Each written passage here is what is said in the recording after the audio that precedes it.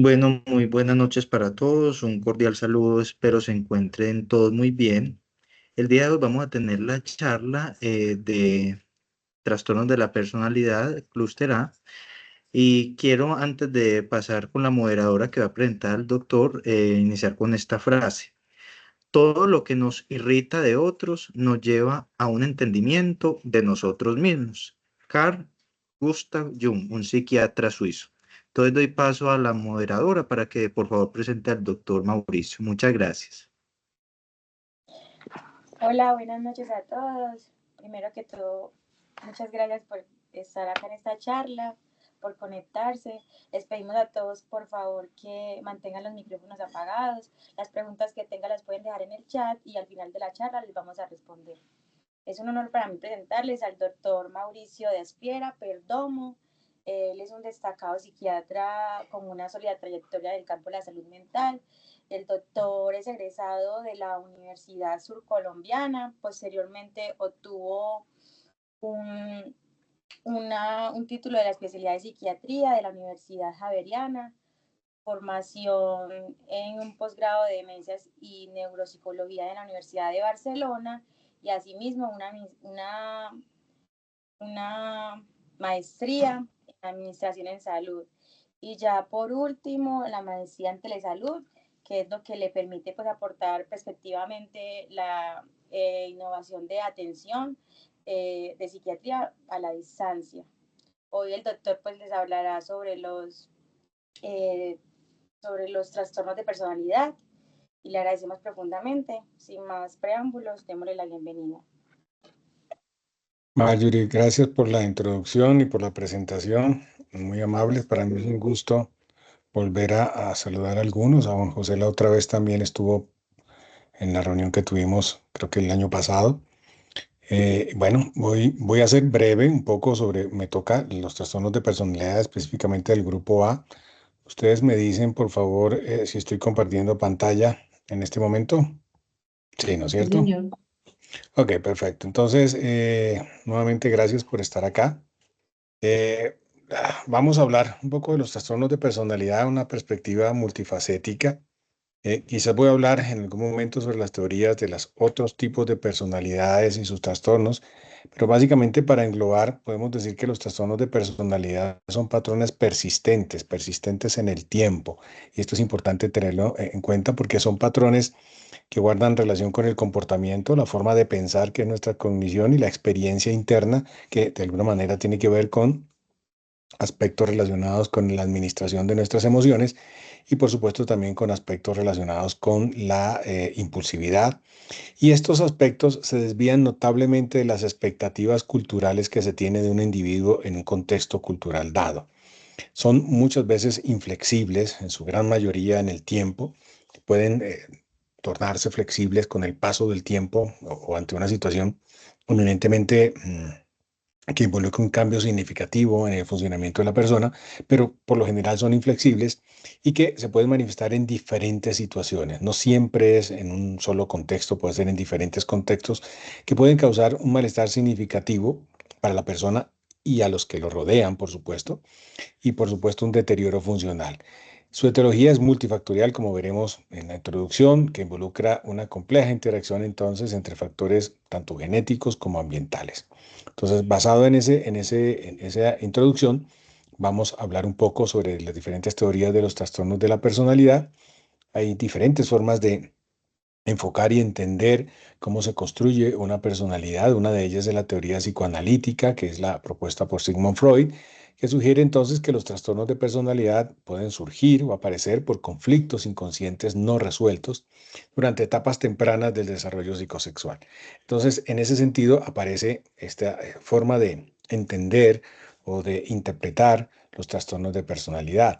Por otro lado está la teoría cognitivo-conductual que plantea entonces patrones disfuncionales del pensamiento, esquemas de pensamiento que van de la mano del comportamiento, que se adquieren a través del aprendizaje y la experiencia. Entonces es un círculo que se mantiene y se mantienen por reforzamientos negativos y esquemas cognitivos distorsionados. Allí es quizás la forma como los esquemas de pensamiento, como veremos por lo menos en este primer grupo A, son un poco interesantes y diferentes a los otros tipos de personalidades. Hay una teoría biopsicosocial que de alguna manera también muchos de los autores modernos intentan relacionar los aspectos neurobiológicos y las estructuras cerebrales con la forma de funcionar, la forma de pensar y todo lo demás en relación a la personalidad, y consideran entonces que esta teoría biopsicosocial resulta de la interacción de factores biológicos que de alguna manera tiene que ver con lo genético, eh, y aspectos neuroquímicos y aspectos, digamos, psicológicos que guardan relación con traumas, estilos de afrontamiento que tiene la persona, y el componente cultural, que es de alguna manera también como una forma de estructurar la manera de funcionar. Y el modelo Milon, que desarrolló la teoría, esto desde un punto de vista evolutivo, de la personalidad, proponiendo que los diferentes trastornos de personalidad son adaptaciones desadaptativas a desafíos evolutivos relacionados con la existencia, la adaptación, la replicación y la abstracción de las personas. Entonces, como podemos ver, hay un sinnúmero de aspectos. Quizás valga la pena, digamos, uno de los modelos psicobiológicos de Cloninger, que es un autor intenta establecer algunos aspectos dentro de la teoría biopsicosocial, donde él considera que existe, la personalidad está compuesta por dos aspectos fundamentales. Uno, que es el temperamento, que es el que se adquiere a través de la parte genética, lo que yo heredo de mis padres, de mis antepasados, como una forma de funcionamiento, que es innato, que viene, por así decirlo, de fábrica. Y el otro, que es el carácter, que se refiere a la personalidad que se relaciona en la interacción con el entorno y la experiencia propia personal. Entonces, digamos que es el ambiente, el entorno externo que forja ese carácter, mientras que el temperamento es aquel que de alguna manera traemos a través, impregnado en el ADN, en nuestra herencia, y que dentro de este temperamento habla de algunos aspectos fundamentales que son ejes que plantea Cloninger para explicar un poco desde el punto de vista biológico la personalidad, y uno de ellos es la búsqueda de la novedad, que es la tendencia a explorar, ¿sí? A buscar nuevos estímulos en las personas, y que de alguna forma también ayuda a adquirir esas experiencias necesarias para hacerlo. El otro aspecto del temperamento, que va innato, digamos, que lo hemos dicho que es de fábrica, es la evitación del daño.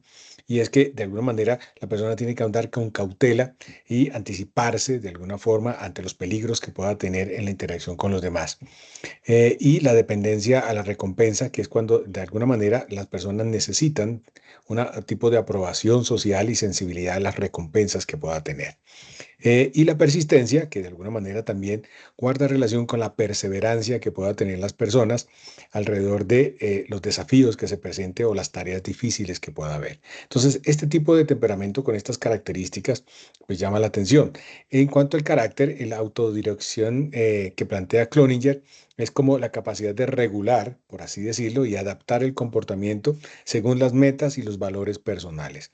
La parte cooperativa que plantea es la tendencia a ser empático con las otras personas, es decir, ayudar en las interacciones sociales a las otras personas, tener consideración por el otro, situación que muchos de los trastornos de personalidad se pierde en esa relación porque solo importa yo, no los demás.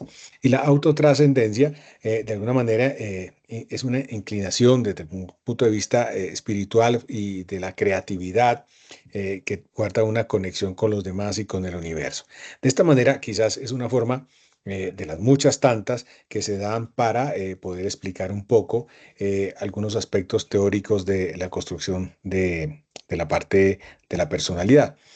Eh, en ese sentido, también tenemos entonces que entender que en términos generales una personalidad se puede evaluar con quizás cuatro aspectos fundamentales. Uno es cómo me relaciono con los demás o cómo esa persona se relaciona con los demás, qué tanto administra sus emociones esa persona, qué tan impulsiva puede ser, y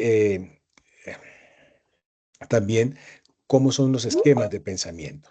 Y en ese orden de ideas, pues lo que tiene que ver con la relación con los demás, en los trastornos de personalidad, pues tenemos que echarle mano también a las teorías, por ejemplo, en la teoría de apego de Bowlby, que plantea que muchos de los trastornos de personalidad pueden sugerir modelos de apego inseguros, en esas figuras parentales, que son figuras que son significativas en el momento de interactuar, en el pequeño, en la formación de esa estructura de personalidad, y entonces se desarrollan en la infancia y son experiencias que guardan relación con negligencia en el cuidado, abuso en el cuidado o inconsistencias en el rol de los cuidadores. Entonces, por esa razón, planteamos de alguna forma que en el trastorno límite de personalidad, que es el grupo B, se observa miedo al abandono, ¿sí? Y a relaciones interpersonales intensas, pero totalmente inestables. Quizás esta es una forma también de explicar un poco cómo se va construyendo esa personalidad, por así decirlo.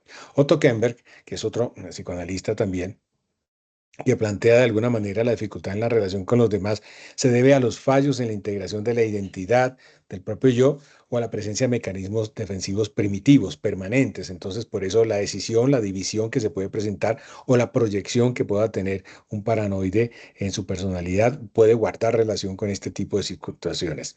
Y la de Cloninger, que ya lo hablamos de alguna manera, también tiene que ver con todos los aspectos que hemos comentado. Entonces, esa relación con los demás es fundamental porque yo puedo tener una empatía adecuada, pero también puedo tener un desprecio o un temor al abandono y todo lo demás, o simplemente no tengo ningún interés con relacionarme con los demás porque no forma parte de esas experiencias propias que haya tenido en la vida.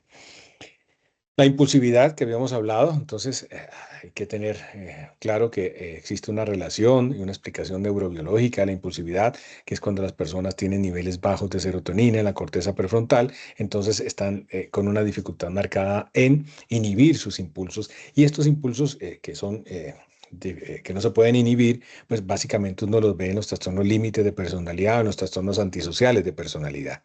También, de alguna manera, altos niveles de dopamina pueden aumentar la búsqueda de sensaciones, ¿sí? De andar en el filo de la navaja buscando esas sensaciones y la falta de control en la toma de decisiones. Entonces, hay una explicación, digamos, que esa impulsividad desde un componente o de un sustrato neurobiológico que nos permita entender un poco qué es lo que está sucediendo.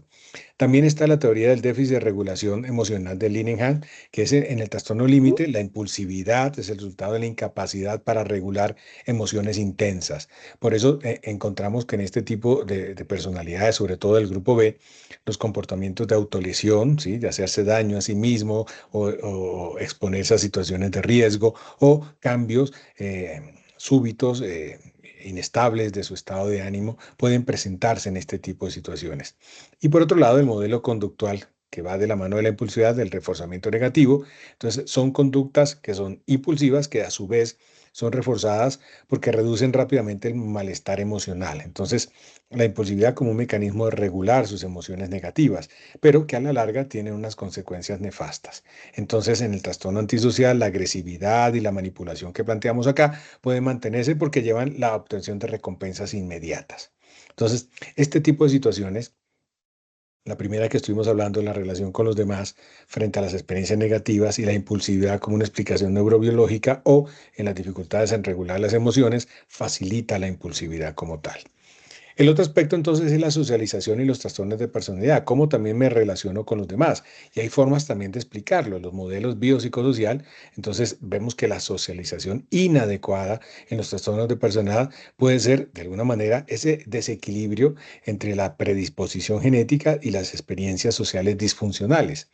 Aún el entorno pueda hacer lo que tenga que hacer en controlar ese carácter, como lo planteaba Cloninger, pero generalmente la fuerza de la predisposición genética puede ser un factor importante para o bien facilitar esas habilidades sociales y relacionarse con los demás o simplemente no utilizarlas de la mejor manera posible. Por otro lado, la teoría del aprendizaje social, entonces es importante entender que la socialización se aprende.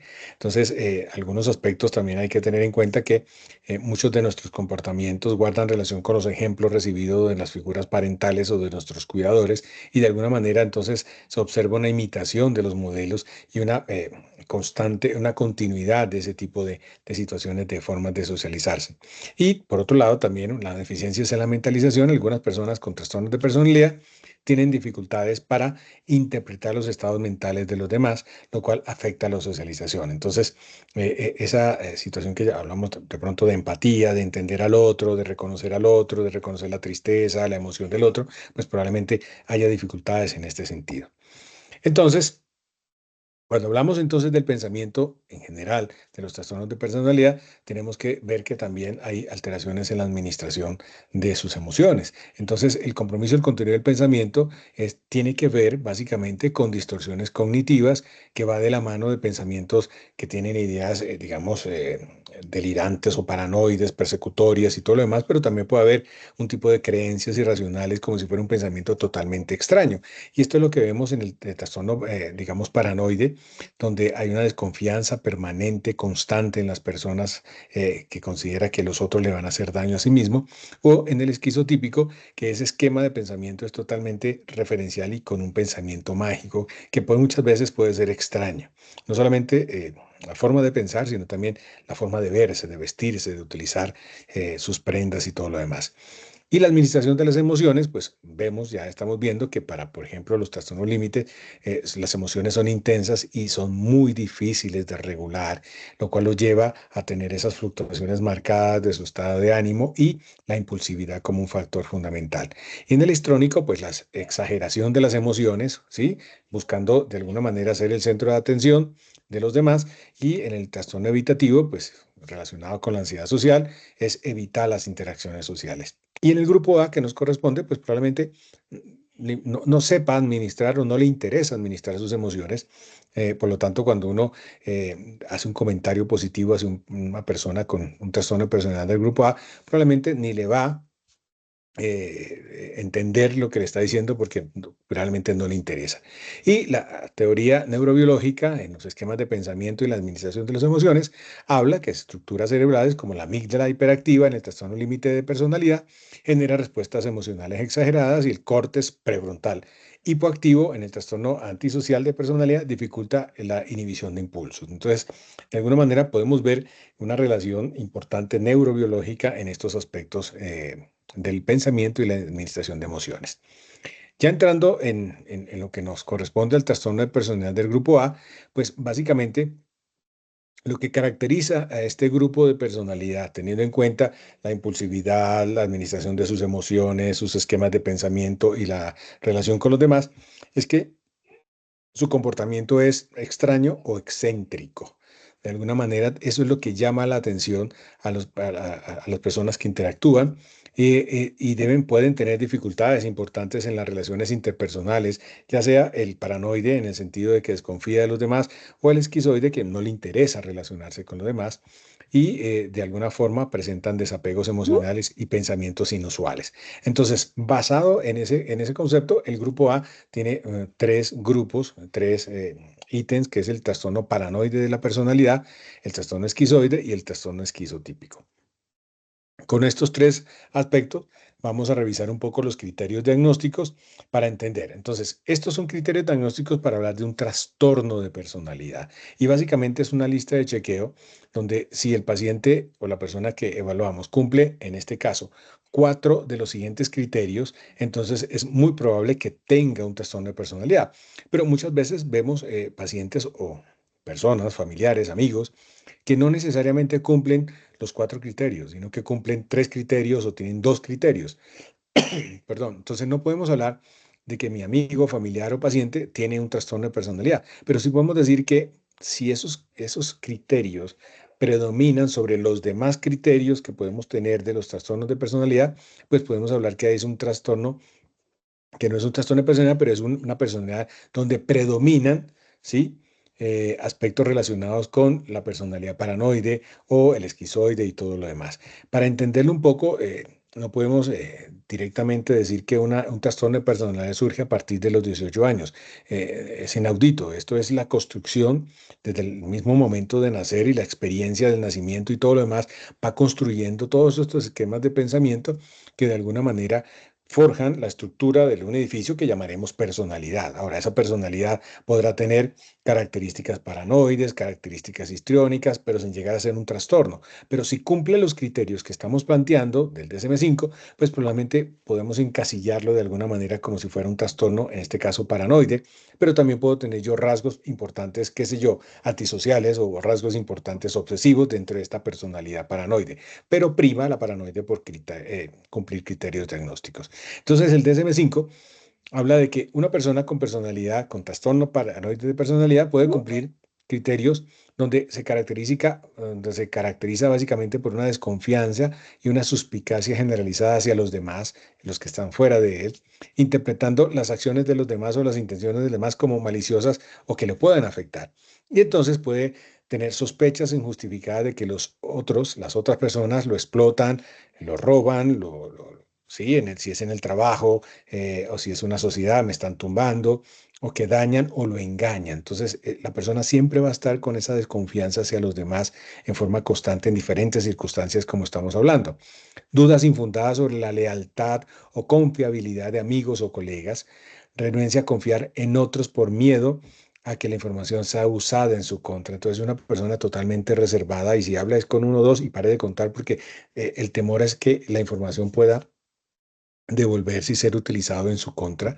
De alguna manera tiene una característica importante de ver amenazas ocultas en comentarios, en situaciones donde probablemente nadie se da cuenta, pero el sujeto capta que en algún momento puede ser de alguna manera una amenaza. Entonces, la carcajada fuera de contexto, la levantada de ceja del otro en un momento dado. Sí, o simplemente sonó el teléfono y entonces uno mira el teléfono, entonces si ves, ya no importa, el tipo no le interesa lo que nosotros estamos haciendo, nos va a estafar, bueno, cosas como esas cuando los demás dicen, pero yo no vi absolutamente nada. Pero esta persona con esta personalidad paranoide tiene esa capacidad de encontrar esas amenazas ocultas. Guarda rencores persistentes y no perdona agravios percibidos actuales o en el pasado, por así decirlo. Y esto es importante porque el rencor suele relucir a situaciones que en el pasado uno quizás ya haya olvidado, pero esa persona paranoide lo vuelve a poner como en el día de hoy y uno dice, pero si eso ya pasó, eso ya, yo creo que eso ya se olvidó, pero la persona lo vive como si fuera en ese mismo momento con detalles basado en esta situación de guardar rencor. Y por lo tanto, como habíamos dicho en lo anterior, percibe erróneamente ataques en contra de su reputación y reacción con ira y contraataca. Entonces, ustedes, lo otro. Es una situación a veces incómoda interactuar con un trastorno paranoide porque constantemente está considerando de que lo van a tumbar, le van a hacer daño, le van a quitar el puesto, lo van a robar, etcétera, etcétera, etcétera. Y sospechas recurrentes de infidelidad de la pareja sin justificación. Entonces, si te demoraste 5 minutos es porque ya estuviste con tu amante y todo lo demás. Entonces, si sumamos estos criterios diagnósticos y alguien cumple cuatro o más, es muy probable que tenga un trastorno paranoide de la personalidad. Ahora, tengan en cuenta que esto es persistente en el tiempo, inflexible en el tiempo, como dijimos al principio. O sea, no puede ser en un solo momento y en corto tiempo. No podemos considerar que tiene un trastorno de personalidad. Pero si cumple todos estos criterios en un estudio longitudinal, digamos, de los síntomas, pues muy probablemente estemos hablando de una personalidad paranoide. La prevalencia es del 1 al 4% de la población, es mucho más común en hombres que en mujeres, ¿sí? Y hay factores de riesgo relacionados a esta paranoide de la personalidad, que son antecedentes de abuso en la infancia o ambientes hostiles en el cuidador, en su familia, y puede tener comorbilidades importantes. Entonces, puede tener un paranoide con trastornos depresivos, sí, puede tener ansiedad también, y puede tener elementos delirantes asociados a su personalidad.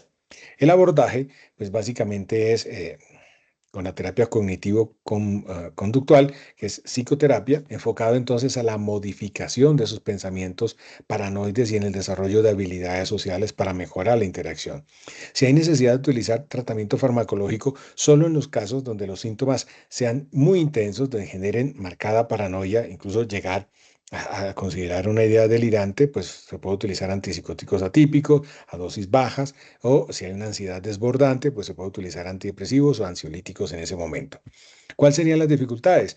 Las dificultades en la terapia es la desconfianza que pueda tener el paciente hacia la persona que va a buscar para que le brinde ayuda y las dificultades en garantizar una continuidad en el tratamiento debido a que la estructura de su pensamiento va encaminado a que me van a hacer daño. Entonces, lo que yo pueda hablar con el terapeuta puede ser usado en algún momento en contra mía, o si yo tengo que escribir en la historia clínica, entonces, ¿qué está escribiendo, doctor? Por favor, no vaya a escribir eso porque pues no quiero que eso lo sepan, ¿sí? Entonces, automáticamente la desconfianza aparece allí.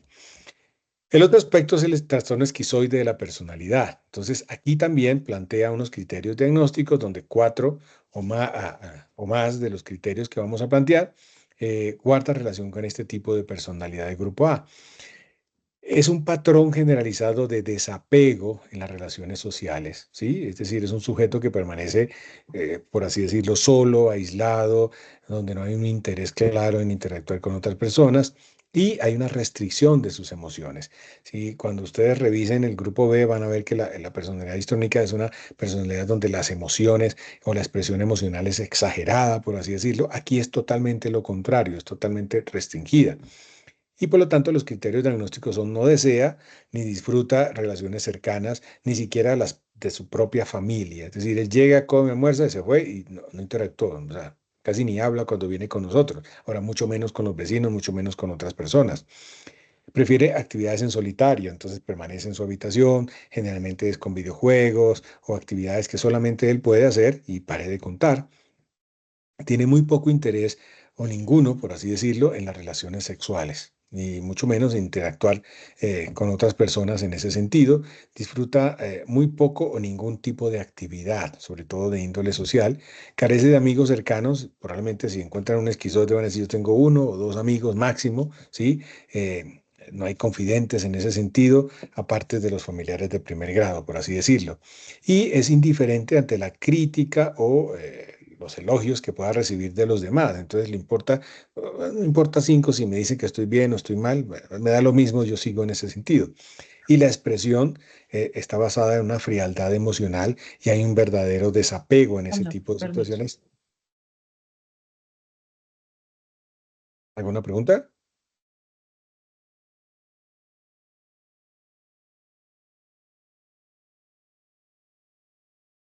Al parecer se le encendió el micrófono.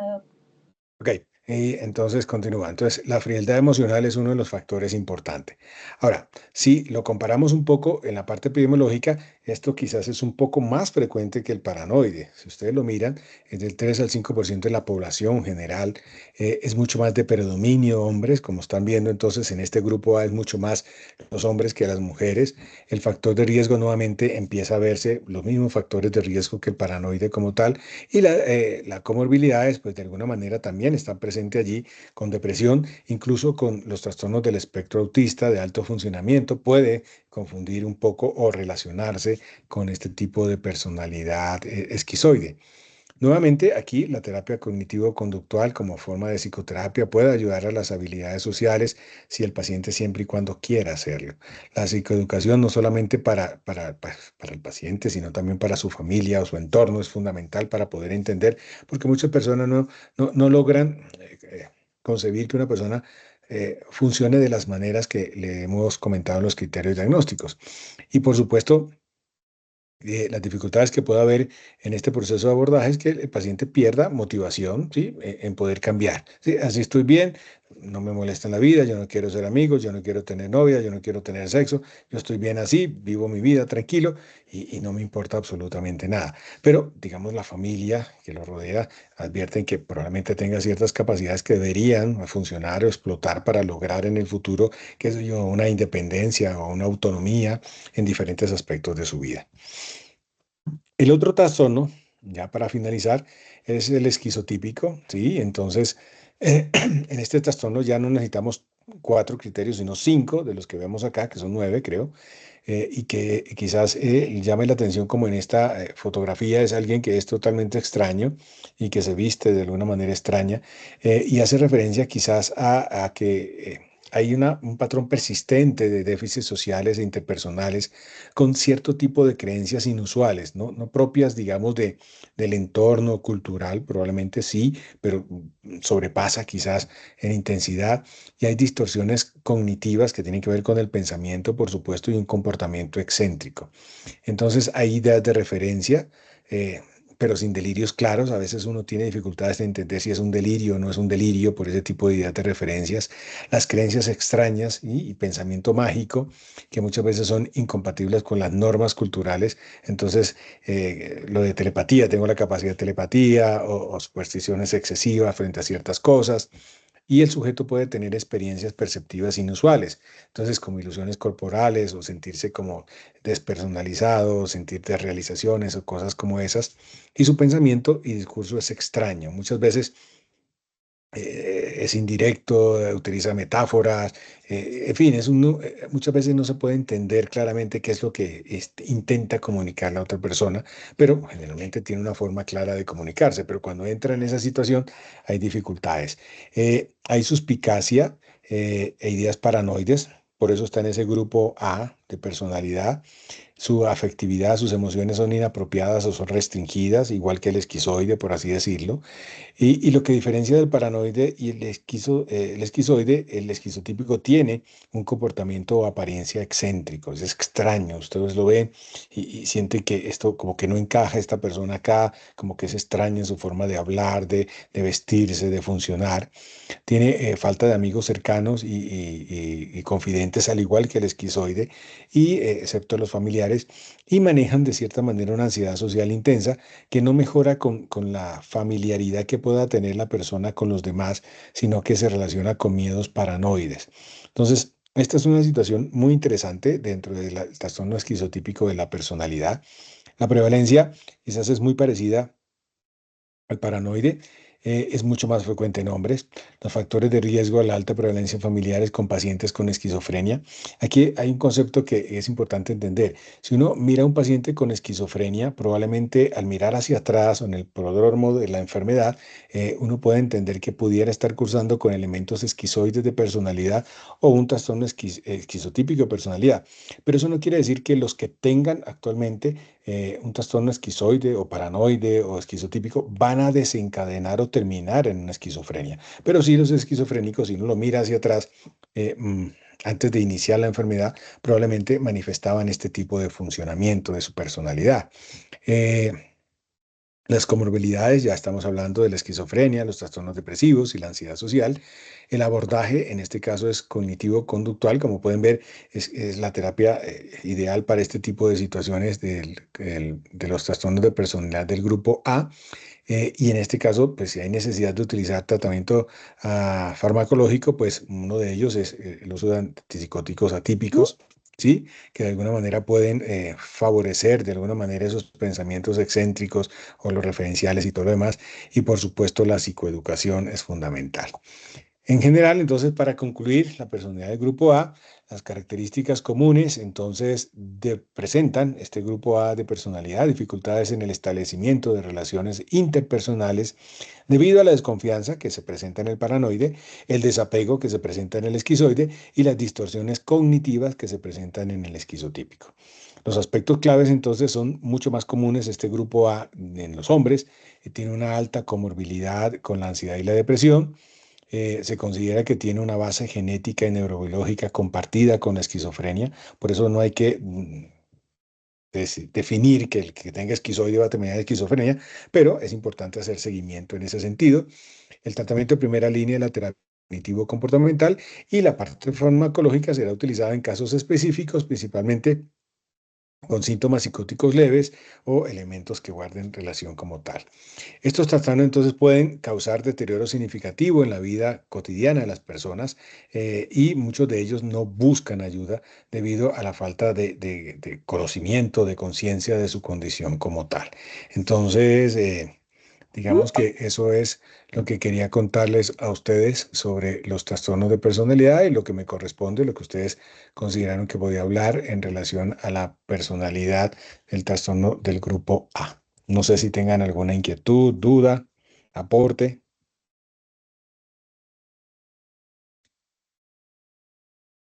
No sé, si tienen alguna duda la pueden escribir por el chat o pueden activar los micrófonos.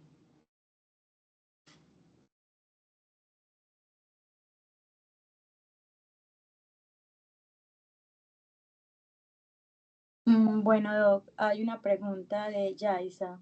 ¿Los Ujú. pacientes paranoides pueden llegar a desarrollar una confianza excesiva en una persona o es en general con todo el mundo? ¿Y es en terapia que logran como manejar los síntomas? Bueno, como dijimos, muchos de ellos no tienen una conciencia clara de cómo es su forma de funcionar. En principio, ellos consideran de que pueden ser objeto de robo, de señalamientos y todo lo demás. Entonces, la desconfianza es un patrón común que está allí presente. Entonces, digamos que la terapia ayudará de alguna manera a establecer que la desconfianza, pues, es parte también del ser humano. Todos en algún momento hemos tenido desconfianza de alguna situación, de alguna persona y todo lo demás, pero aplicar la desconfianza constantemente en todos, incluso a los familiares o a la pareja o a sus hijos, pues entonces va a tener ese tipo de dificultades. La terapia va a ayudar de alguna manera a considerar en qué momento debo desconfiar y en qué momento debo confiar plenamente en las personas que me rodean. Listo, hay otra. ¿Estas personalidades llegan a consulta siempre por sus familiares o en qué caso realmente ellos consultan por sí mismos? Bueno, generalmente son la familia, los amigos o la pareja quien trata de buscar ayuda frente a los señalamientos.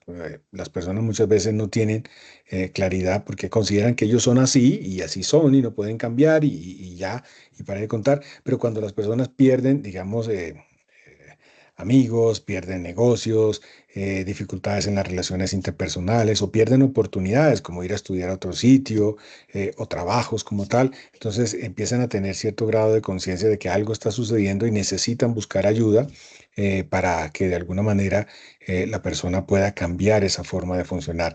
Eh, pero generalmente en consulta, por ejemplo, cuando llegan, son los familiares quienes definen un poco la circunstancia y muchas veces los pacientes pueden minimizar o está exagerando usted la forma como yo funciono, pero yo soy así y todo lo demás. Pero generalmente uno también tiene que apoyarse con el familiar, su pareja o alguien que nos da también luces de cómo es que funciona esa persona en sus aspectos que hemos hablado de la impulsividad, el control de emociones, el pensamiento y la relación con los demás.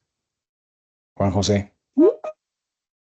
Doctor, o dos duditas. La primera, desde la parte biológica, entonces, como usted nos explicaba anteriormente, una de esas teorías, puede ser que también estos trastornos de la personalidad se generen por un desbalance de los neurotransmisores, ya bien sea la serotonina, la dopamina. Eso también puede estar como relacionado en esa parte, doctor. Sí, realmente existen varias las teorías y una de ellas es la neurobiológica que puede explicar de alguna manera no solamente el neurotransmisor como un factor desencadenante de cierto tipo de emociones o de impulsividad o de esquemas de pensamiento, sino las estructuras cerebrales también guardan una relación en la forma de funcionamiento. Entonces, todas esas redes neuronales probablemente puedan tener algún tipo de alteración o no, pero que explican de alguna forma el funcionamiento de las personas en los términos, como hemos hablado, de la búsqueda del placer, del sentirse vivo en las personas que tienen trastornos del grupo B, pero los del grupo A probablemente no les interese nuevas experiencias, como estábamos hablando del esquizoide, o actividad sexual o compartir de pareja, y esas cosas porque simplemente no encuentran, digamos, una satisfacción como tal. Ah, entiendo, doctor. Muchísimas gracias. Y la segunda pregunta. Un ejemplo, llega a la consulta un paciente que está depresivo y uno le analiza, pues uno con el conocimiento que se va adquiriendo, piensa que es un trastorno esquizotípico porque estas personas tienen poca o nula relaciones sociales por el pensamiento mágico. Uno, cuando se realiza la historia clínica, el médico tratante podría colocar que, a ver, no sé cómo decirlo, puede tener como un trastorno de esquizotípico de la personalidad y por ese síntoma consultó o sencillamente se colocaría como el síntoma de depresión o si lo sospecha el médico lo puede colocar ahí también. Sí, claro, uno puede colocar, de hecho, bueno, los criterios diagnósticos para trastorno de personalidad están en los códigos diagnósticos, pero también cuando uno no está tan seguro o no cumple los criterios, uno puede considerar la posibilidad de que rasgos predominantes de personalidad, si uno logra entenderlo. Vimos que la comorbilidad es muy frecuente con la depresión, entonces yo puedo estar deprimido y el síntoma principal que voy yo es una depresión, un episodio depresivo, pero en el interrogatorio yo puedo advertir formas de funcionamiento que me puede decir el paciente o me puede decir el familiar que me orientan a considerar que esa personalidad podría estar inclinada al grupo A, por ejemplo, en lo que estás diciendo en este momento, pero no me atrevo de alguna forma a decir que tengo un criterio porque probablemente no es el momento o probablemente el paciente no quiera hablar de su vida, simplemente hablar de sus síntomas. Entonces uno puede decir, bueno, puedo tratar la depresión en este momento, pero no dejo a un lado la posibilidad de la personalidad porque la personalidad es fundamental entenderlo porque influye notablemente, qué sé yo, en la adherencia al tratamiento, en la relación con los demás, en meterse en problemas, en factores estresores y todo lo demás. Entonces, yo pienso que en ese sentido uno podría considerar que hay elementos o de su personalidad que apuntaría o bien al grupo A o al grupo B, y al grupo A en general sin tener que casarme con que sea esquizoide, esquizotípico, paranoide. Simplemente entender que, como dijimos en el resumen final, hay alteraciones cognitivas y ahí hay desconfianza y hay desapegos emocionales. Entonces, cuando alguien diferente al que lo evaluó primera vez, pues por lo menos ya le dejo una pista de que debo ampliar esa información y qué tanto esa personalidad puede influir en los episodios depresivos o en cualquier otro tipo de condiciones relacionadas con otro tipo de patologías mentales. Muchas gracias, doctor, muy claro. María Camila, enseguida te damos la palabra, Doc. Acá hay otra pregunta en el chat y dice, a la hora de estar en el ámbito clínico, ¿cómo sería la mejor manera de hacer el diagnóstico sin caer en la trampa de creer ciegamente que es un rasgo único o rasgos de diferentes tipos de trastornos? ¿Y cuál sería el diagnóstico diferencial con el trastorno obsesivo compulsivo con respecto al paranoide, perdón? Bueno, digamos, muchas veces los aspectos son clínicos y el interrogatorio es fundamental que uno lo pueda orientar si sospecha algún tipo de personalidad, orientar el interrogatorio alrededor de este tipo de situaciones. A veces uno se apoya también con pruebas de personalidad, pero hay que interpretar en forma adecuada esa personalidad, pero básicamente lo que nos orienta es el interrogatorio clínico y los controles posteriores, porque es muy difícil en un primer control o una primera visita médica dar un diagnóstico de un trastorno de personalidad. Ahora bien, la personalidad obsesiva del grupo C, pues de alguna manera el obsesivo, si hacemos referencia a la desconfianza que pueda tener el paranoide, el obsesivo, digamos, desconfía que los demás no puedan hacer las cosas tan perfectas como él la puede hacer. ¿Sí? No es desconfíe de que lo van a tumbar o le van a hacer daño ni nada, sino que simplemente él dice, no, nadie lo va a hacer como yo lo puedo hacer, entonces termina acumulando el trabajo de los demás para poder hacerlo él en la perspectiva de que va a terminar siendo el mejor trabajo posible. Y los rasgos de personalidad, como yo les digo, yo puedo tener rasgos del grupo A, del grupo B, del grupo C y no necesariamente tener un trastorno. Y puedo tener un trastorno, pero también tengo rasgos de otras personalidades. Entonces, lo que quiero decir es que esto es el conjunto de muchas formas de funcionar, ¿sí? Donde de alguna manera deben estar equilibrados, por así decirlo, que faciliten a que esa persona sea funcional y que se adapte al entorno. Pero cuando esa persona solo funciona de una sola manera, como lo que estamos viendo, esos criterios diagnósticos, pues probablemente va a tener dificultades en lograr los objetivos en la vida o simplemente va a tener un sinnúmero de dificultades para lograr lo que quiera en ese sentido. Entonces, lo que quiero dejar el mensaje es que los rasgos de personalidad, todos tenemos rasgos de personalidad. Es decir, alguno de ustedes va a ser rasgos obsesivos, pero no necesariamente tener un trastorno de personalidad obsesiva.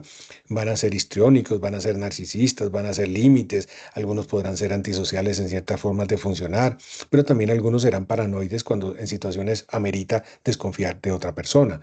Entonces, lo que quiero decir es que todos tenemos algo. Ahora, ¿cuándo se convierte en un problema? Cuando algo supera, digamos, las otras formas y se convierte en un solo patrón de funcionamiento. Quizás esa es una forma de entender muchas de las dificultades o la forma de funcionar de las personas, porque como tienen un trastorno, entonces siempre va a funcionar de esa misma manera. Entonces, eso es importante. Entonces, clínicamente, el interrogatorio nos orienta. Si tenemos que ampliar la información, pues lo ampliamos con el paciente o con el familiar, que también es una fuente importante de información. Y si tenemos que, de alguna manera, aplicar pruebas psicométricas, las pruebas de personalidad también nos podría orientar alrededor de qué tipo de personalidad podría tener esa persona. Muchas gracias, Doc. Camila, adelante. Buenas noches a todos. Profe, mi pregunta. Un paciente adulto, independientemente de que tenga trastornos de salud mental diagnosticados previamente, que tenga rasgos malfuncionantes de personalidad de cualquier grupo, por alguna razón, por ejemplo, una lesión cerebral, un traumatismo cráneoencefálico, una ACV, etcétera, podemos posterior a ello hacer diagnóstico de un trastorno de la personalidad o primero, pues ya habiendo descartado organicidad y todo, o, o no se puede, pues o ya quedaría como secuelas o rasgos secundarios a la lesión cerebral descrita. De hecho, hay un diagnóstico de trastorno de personalidad secundario A, ¿sí? Entonces puede ser que en un trastorno, en un trauma cronoencefálico, por así decirlo, la persona cambia su forma de funcionar. Entonces ya no es cauto, tranquilo, sino que puede ser impulsivo, agresivo y todo lo demás, y está descrito como tal. Pero entonces uno siempre tiene que decir que esa forma de funcionar que denominamos personalidad parte de un cambio estructural o fisiológico de probablemente de su sistema nervioso central y que a partir de allí esa persona cambió su forma de funcionar. Entonces, hay situaciones que uno puede considerar de que el cambio de personalidad se debe a secundario A. Entonces uno lo puede describir allí, porque muy probablemente si es un trauma craneoencefálico de alguien de 40 años que tenía ya su personalidad, digamos, estructurada o más o menos entendible, y pasa un trauma craneoencefálico y de repente cambia su funcionalidad, pues puede uno considerar que esa personalidad cambió a partir de, ¿sí? Con ciertas características. Ok, profe. Y con el delirium, pues, o pacientes más ya como adultos mayores, posterior a un delirium que pues conocemos y sabemos el pronóstico de un delirium que no se ha tratado, estos pacientes, estos cambios en la personalidad ya se ven más a como atrofia cortical y los cambios secundarios al evento que vivió, o sí se puede hacer el diagnóstico, digamos, en una edad ya más adultos.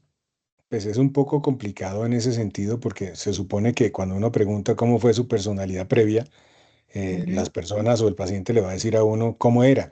Y frente a un cambio, ya, recuerda que el delirium tiene que ver con una alteración que puede ser corregible y que una vez Ujú. corregida, pues los cambios pueden darse también diferentes de su forma de funcionar.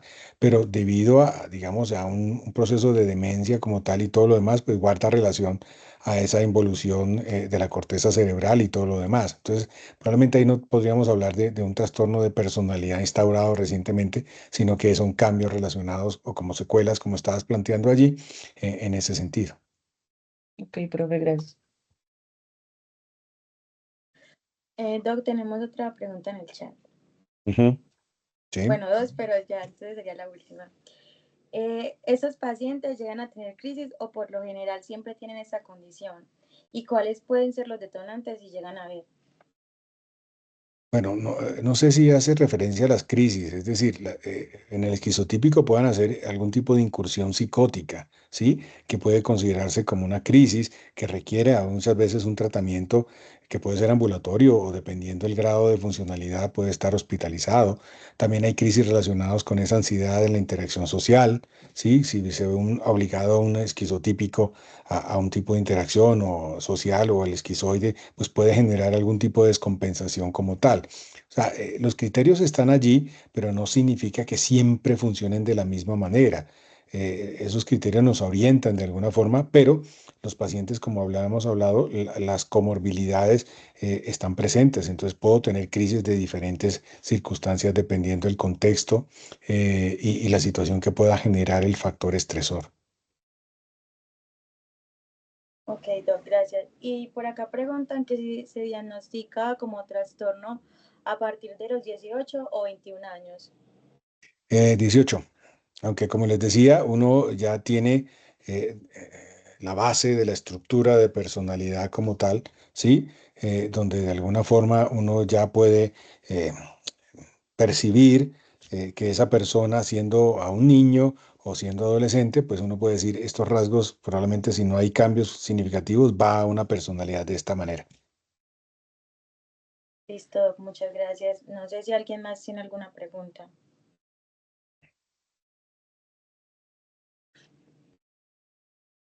Bueno, pues agradecerles a todos por asistir. No sé si vamos a quiera decir algunas palabras. Sí, ya entonces no muy agradecido con el doctor Mauricio por tenerlo aquí nuevamente. De verdad que nos complace mucho contar, doctor Mauricio, con su presencia aquí. También el director del posgrado allá de psiquiatría en Pasto.